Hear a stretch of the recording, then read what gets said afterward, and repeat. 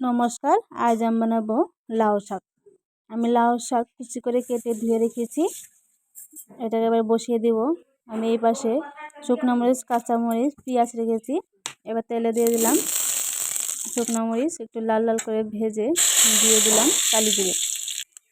এবার দিয়ে দিলাম কাঁচা মরিচ, একটু ভাজা হয়ে গেলে দিয়ে দেবো পেঁয়াজ কুচি। পেঁয়াজটি আমি একটু লাল লাল করে ভেজে নেব।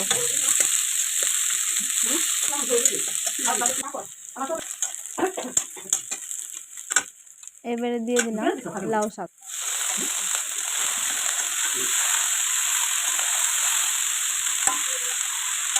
লাউ শাক দিয়ে দেবো এখন লবণ হলে।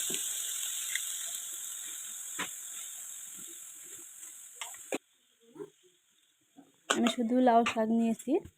আমি এখন ভালো করে লেড়ে ছেড়ে এটাকে ভেজে নেব।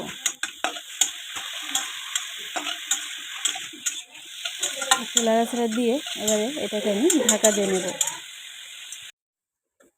এই পাশে আমি রসুন থেতো করে নেব। আমি এখন শাকের উপরে রসুন দিয়ে দেব।